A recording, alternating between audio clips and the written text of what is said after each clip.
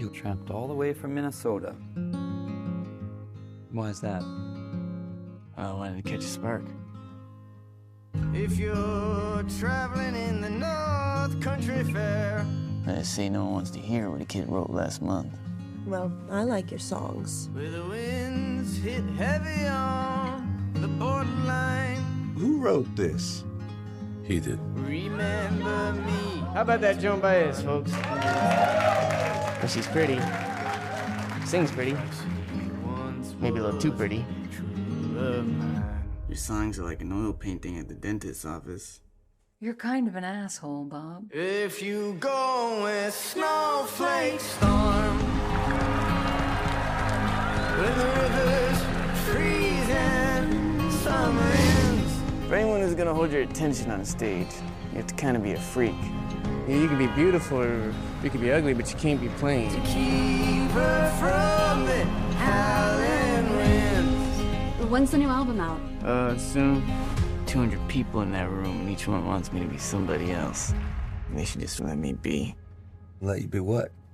Whatever it is they don't want me to be. I hear Bob is playing electric. Not on our stage, he isn't. Once upon a time, you're just so fine. They just want me singing Blowing in the Wind for the rest of my goddamn life. Then you Well, this is gonna piss some people off. You came here with nothing but a guitar. You never talk about your family, your past. People make up their past, Sylvie. They remember what they want. They forget the rest. I want to know which side he's on. I'm not sure they want to hear what I want to play, Johnny. I want to hear it. how does it feel? Turn it down! Play it loud. Make some noise, BD. To have you on your own,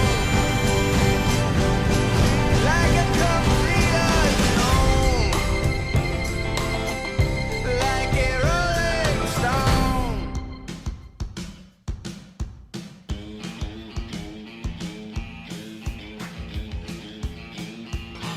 I've waited all year, and finally it's here.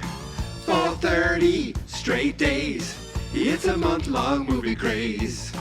That's right, I'm ready to post a podcast each day.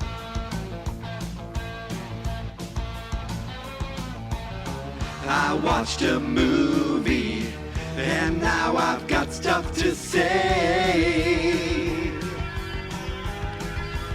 'Cause movie month is here, yes dear. In case I wasn't clear, 30 movies, films that I've never seen. Cast, podcast, from first day of month to last. In June, all June, this is my movie month too. Been doing this for 12 years. I'll pause for applause and cheers. Okay, well, maybe not. But please follow all month long.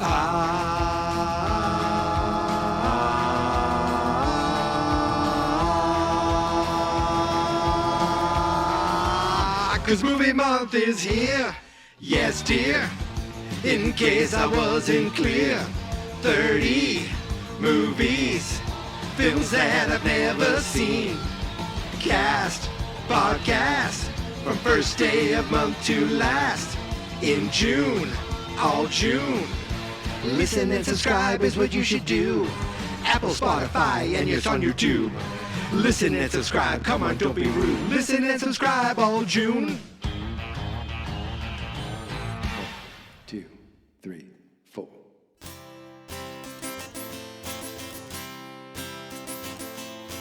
Day 29, feeling fine. I watched a movie where electric guitar was the villain. Chalamet, Timothy blew me away. It's Bob Dylan. After this episode, there's only one more to go. Movie month is almost almost done. Movie month has been fun, but there's still tomorrow and today to talk about. How did it fail? How did it fail to watch Chalamet own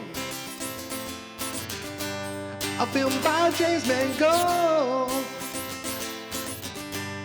a complete unknown?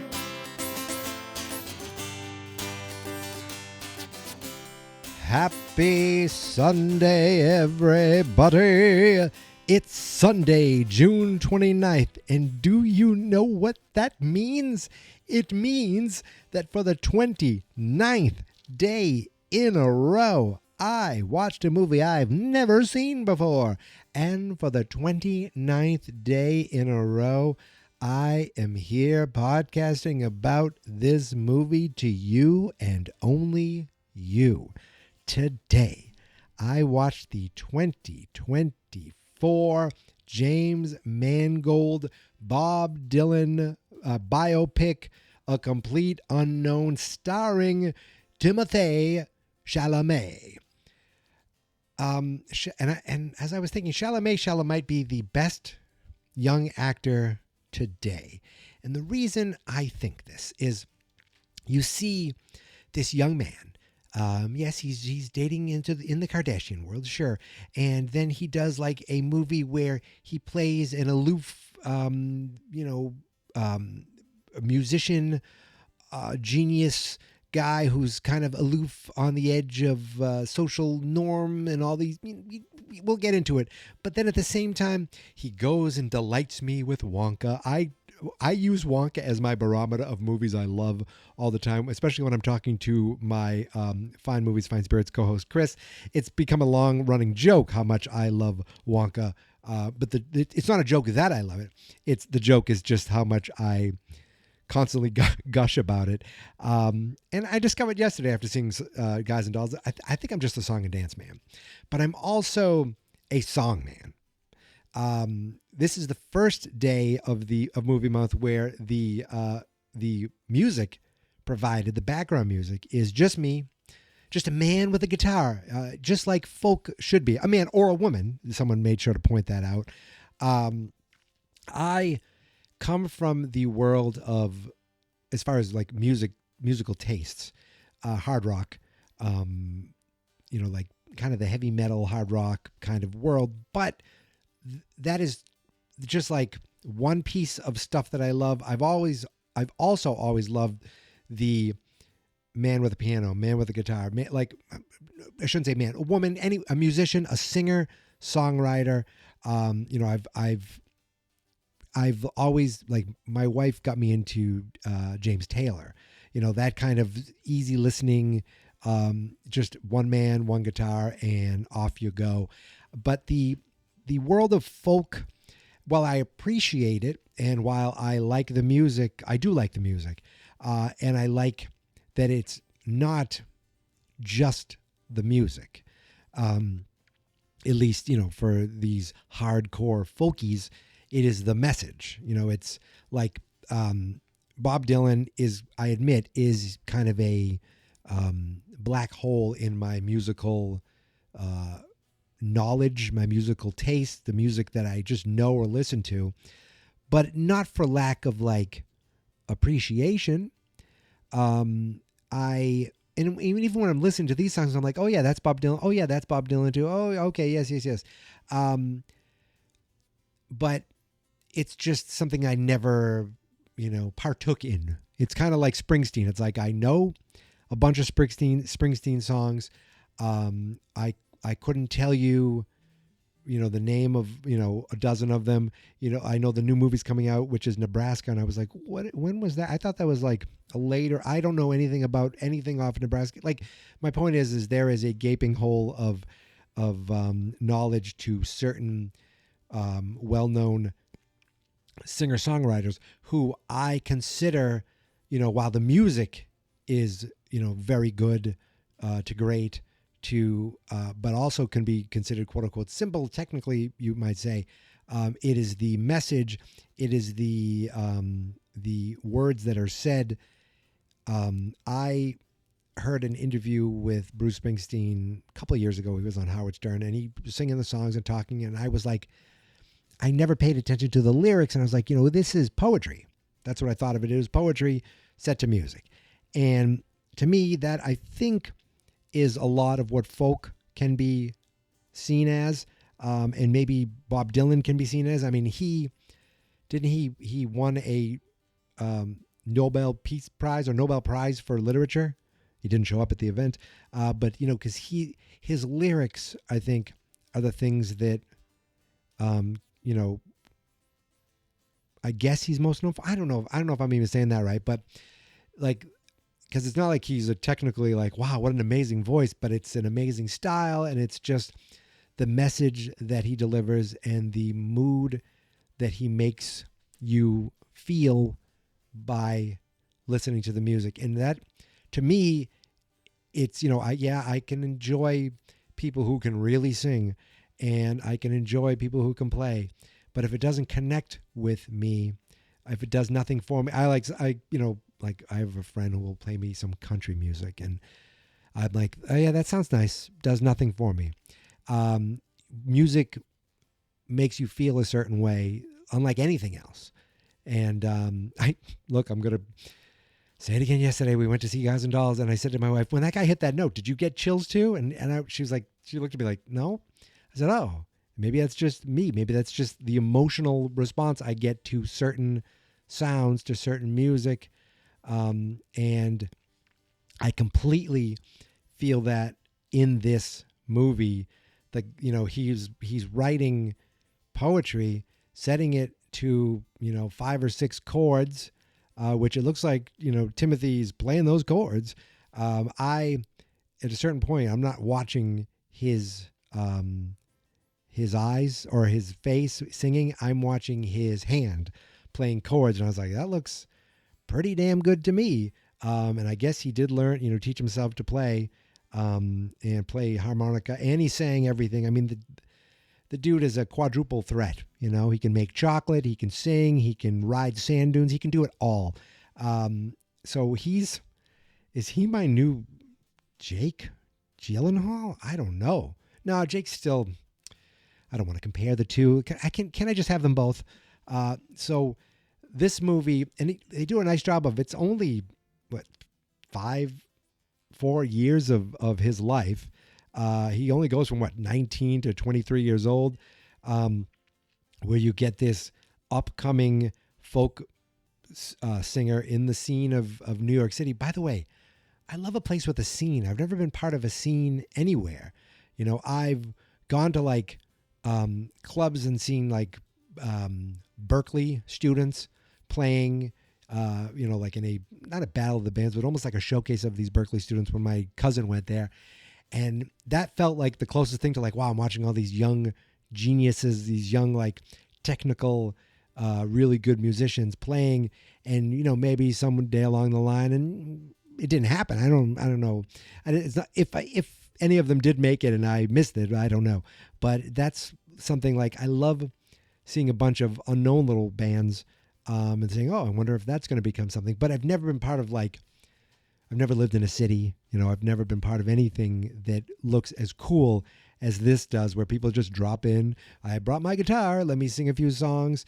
And it's just that the music's one thing. The scene was another thing. It just was intoxicating. Is that it?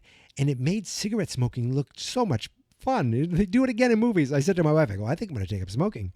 She's like, no, you can't do that. And I mean, I assume she knows I was joking, but they do romanticize that cigarette in this movie a little bit. So I'm going to pretend that once I talked about the cigarette, that this went instantly into that, and there wasn't about a 10-minute break in between there.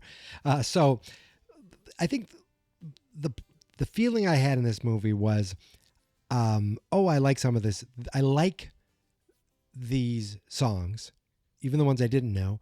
I liked the feeling and the vibe and the scene. And again, I was jealous of that. and like jealous that I can never be part of that. Like there was just something about that time and music. You know, there was still the bubblegum pop music that was out there, but there was this type of music that was trying to say something. And I feel like there is still a place for that type of music. It's just not as prevalent. That's a joke for some people. But I, didn't know much about the world of, Pete Seeger, Joan Baez. Those are names I knew, like Woody Guthrie, and someone named Johnny Cash. Obviously, everyone, Johnny Cash had his own movie. Guess who directed that? James Mangold, the same man who directed this movie. The guy knows how to direct a biopic. He didn't get Joaquin back to be, that would have been a real hokey thing to do. I read in the trivia, they said Joaquin would have been too old, so it wasn't feasible for him to come back. No. This was a different movie. It wasn't feasible because that would have been kind of dumb. But the fact that Boyd Holbrook was Johnny Cash, I said, wait, that guy? I had no idea that's who was Johnny Cash. I'm like, this guy's pretty good. And by the way, Boyd Holbrook is in the movie Logan, the X-Men movie. Guess who directed that? James Mangold. So he obviously likes Boyd. And he said, Boyd, would you be Johnny Cash? And he was like, sure. And he played it good. He kind of looked like him. He kind of sounded like him. He looked like him more than I think Joaquin looked like him. But it was like, it didn't take me out of the picture seeing, when you're seeing these people you do recognize. Like Pete Seeger, I think I know that name. I've heard that name. I know Bob Seger, very different. But same with Joan Baez. I'm like, I know her and I know some of her songs, but I couldn't even picture what she looked like. And so seeing the Bob Dylan, yes, I know what he looks like, but I see him more as the older man now. And then I look at a picture of him, from that time, and I was like, well, damn, Chalamet kind of resembles him more than I even realized. Overall, the acting in this movie was, stellar. Never mind, how much did they look like him, or it didn't matter if they looked right to me. I don't know. It didn't matter. Everyone I thought was great, from Edward Norton as Pete Seeger with his receding hairline, and just his very much, hey, I'm a folk person, hippy dippy folk, this folk. Until of course he almost takes an axe to unplugging Dylan. Joan Baez, Monica Barbaro, she was fantastic in this movie as Joan Baez. Was she nominated for anything? I don't know if she was, but I feel like she should have been. Okay, good. She was nominated for Best Supporting Actress because that, she was fantastic in this, as was Elle Fanning. Monica, they both weren't nominated. I haven't seen Wicked, Conclave, The Brutalist, or Emilia Perez. I've seen clips of Emilia Perez. I'm not sure. Zoe Saldana must have been amazing in that, because the clips I saw, I know people made fun of it, but some of the clips, some of the rapping seemed ridiculous. Maybe the movie's great. I don't know. But I do know the movie I did see was great. And the woman in it, Monica Barbaro, was great. And and they all, I think she did her own singing. Edward Norton did his own singing. Obviously Chalamet did his own singing. So much so that he went on SNL and he played some Dylan songs as the musical guest. It was just, and the guy who played Woody Guthrie, and I don't know what happened. I don't know why Woody Guthrie was in the hospital, but I liked kind of that was a something to orbit around.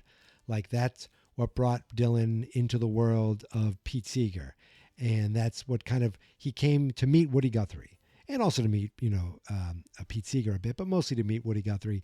and a little bit of a friendship between the three of them. Pete Seeger brings him home because he's a nice hippie folk artist, and that's what you do.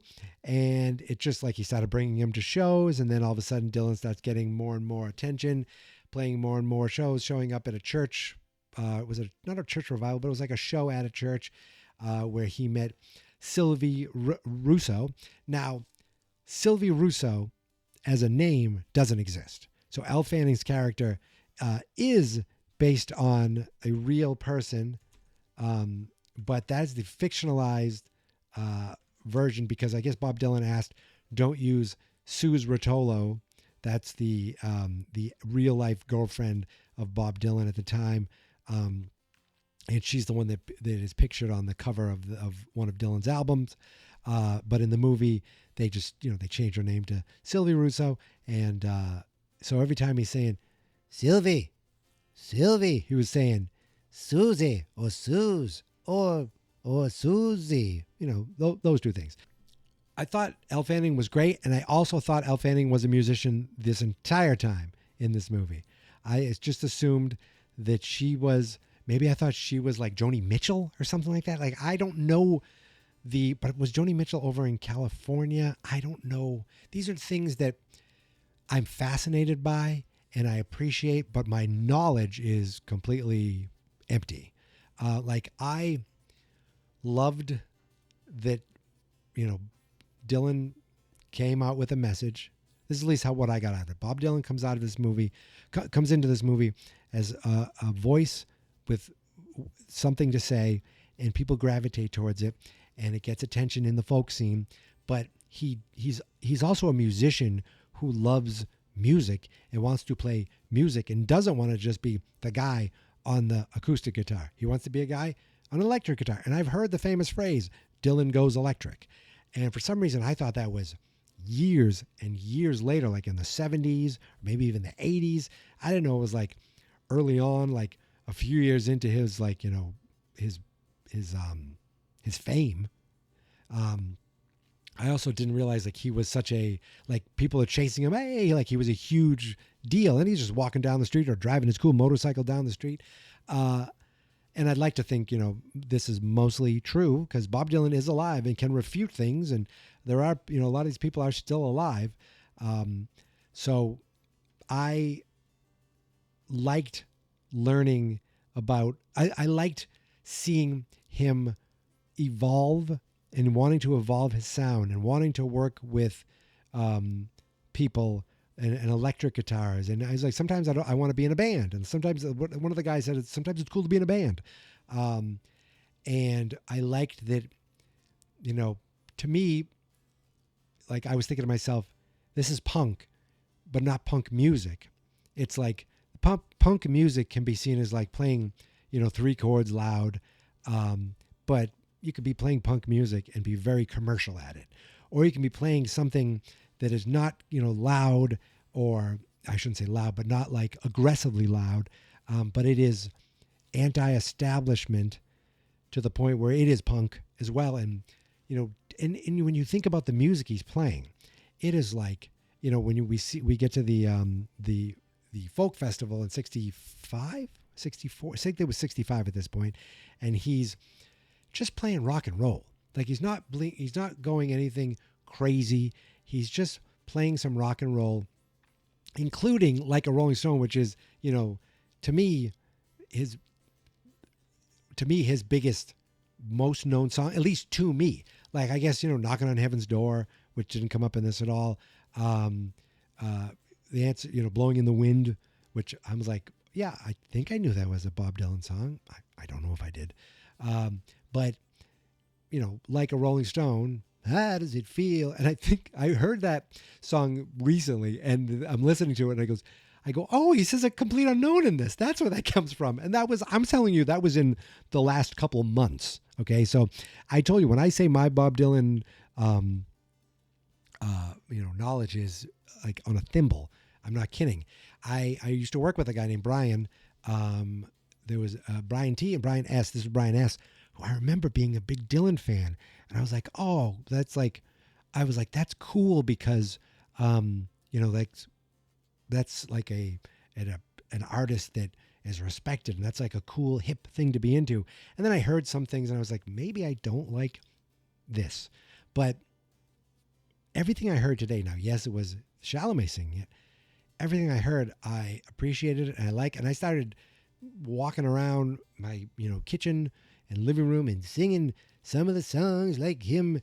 And I was wondering if Chalamet was going to not do quote unquote the voice that that Bob Dylan gets made fun of, but he kind of did. He did like a subtle version of it to the point where it didn't feel put on, it didn't feel fake. It just felt like there's Bob Dylan. And when I saw him, I was like, that's Bob Dylan right there. Like, I quite appreciated it. And I love the fact that, I have a bunch of bands that I listen to a lot of. Some of them, I'm like, oh, I love everything they do. Others, I'm like, oh, the last couple albums, blah, blah, blah. But I never, I listen to a band, it's like when they start off, they were like almost punk, and then they got like more heavy metal, and then they got a little more progressive here and there. And it's like, imagine, turning on a band or hating a band for trying something or changing just a little, or I don't know if I might be oversimplifying it, but when I see this world of folk, and this is this peaceful, loving, man with a guitar, and hey, little Johnny Paper, and I'm whistling in the wind. It's like so peaceful and nice. And the moment someone plugs in a guitar, they're like, "Get 'em, rush the stage, throw shit at 'em, boo, boo!" Like their minds were not open at all. And it's like, this is a folk festival. And that's the same people. Those would be the same people that complain, it's the rock and roll holiday. What are those hip hop musicians doing there? Those are the same nerds that do that.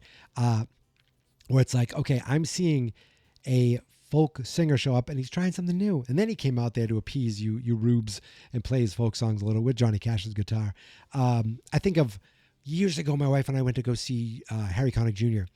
in concert, and he's the big band, ba-doop doop doobity doop, but he put out a couple songs that were kind of like funk rock, maybe 2-3 horns and rock guitar, bass, drums, and piano.